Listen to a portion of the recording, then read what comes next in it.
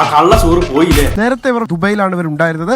അവിടേക്ക് തന്നെ കടന്നിരിക്കാമെന്നും പോലീസ് കരുതുന്നുണ്ട്. പാസ്പോർട്ടിനോടെ ഇതൊക്കെ മാത്യത്തിന്റെ ട്രാവൽസിൽ കൊണ്ട് കൊടുക്കുക. ദുബായ് 2 കൊല്ലം കഴിഞ്ഞ് തിരിച്ചു വന്നാൽ മതി. ഇതിൽ ആരോപണ വിധേയ യുവതിക്കെതിരെ പോലീസ് കേസെടുത്ത സാഹചര്യത്തിൽ അവർ വിദേശത്തേക്ക് കടന്നോ എന്നൊരു സംശയം ഉയർന്നിരിക്കുന്നു. എല്ലാം കൈവിട്ടു പോവല്ലേ, ഇനി ഇവിടെ നിൽക്കുന്നത് ശരിയല്ല. വയ്യ, എനിക്ക് വയ്യ, ഞാൻ ഇന്ത്യ വിടുകയാണ്. അന്വേഷണ സംഘം ഇന്നലെ വടകരയിലെ വീട്ടിലെത്തി യുവതിയുടെ മൊഴി വിശദമായി രേഖപ്പെടുത്തിയിരുന്നു.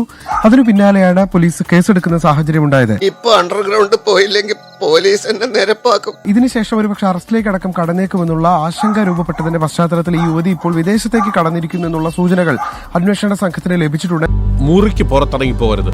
ഇവിടെ എത്തുന്നത് വരെ ചാകാതിരിക്കാൻ നോക്ക്.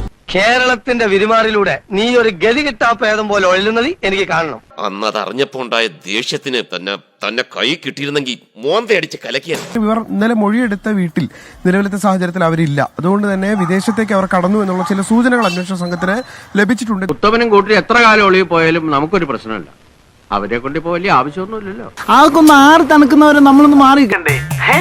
മാവ് മാറിയണ്ടില്ലേ? അവനെ ഞാൻ തെരഞ്ഞു നടക്കുക. കൈ കിട്ടിയ അവന്റെ ശവം പോലും അവന്റെ അപ്പനെ കിട്ടില്ല.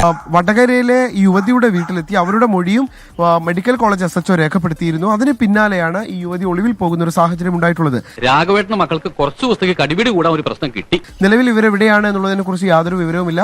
നീ വിദഗ്ധമായിട്ട് മുങ്ങിയില്ലേ? ഇത് പിറ്റേ ദിവസമാണ് നമ്മളെ മുതലാളി വിളിച്ച് ചോദിക്കുന്നത്, ഈ വണ്ടിയിൽ എന്തെങ്കിലും പ്രശ്നങ്ങളുണ്ടോ, ഇഷ്യൂ ഉണ്ടോ എന്ന് ചോദിക്കുന്നത്. അപ്പൊ ഞാൻ പറഞ്ഞു വണ്ടിയിലെ ഇഷ്യൂ കാര്യങ്ങളൊന്നും ഇല്ല.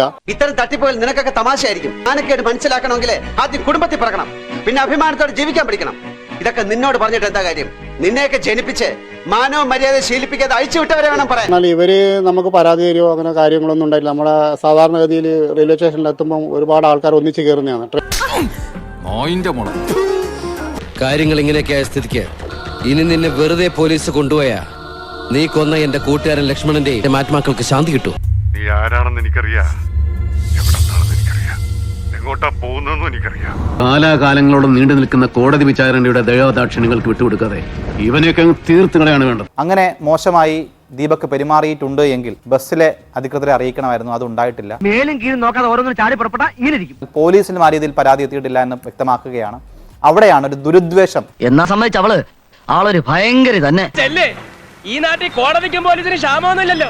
നിന്നെ അവന്മാരെ ഞാൻ കോടതി അല്ല, ഇനിയിപ്പോ ഈ പറഞ്ഞ പോലെ ഭയങ്കര എന്താ പറയാ, ഒന്നും ചെയ്തിട്ടില്ല. ആ വ്യക്തിയിൽ നിന്ന് നേരിട്ടൊരു ക്രൂരത അത് തുറന്നു കാണിക്കാൻ വേണ്ടി എടുത്തൊരു വീഡിയോ ആണ്. അതൊരു സ്ക്രിപ്റ്റഡ് അല്ല. ബോൾഡായിട്ട് സ്റ്റബേൺ ആയിട്ട് പറയാൻ പറ്റണം. കേരളത്തിലോട്ട് പോകാന്ന് വെച്ചാ കേരള പോലീസ് നല്ല ഇടിയാരല്ലേ? ഇനി ഈ ഓപ്പറേഷൻ തീരണവരെ നമ്മുടെ ബേസ് ഇതായിരിക്കും.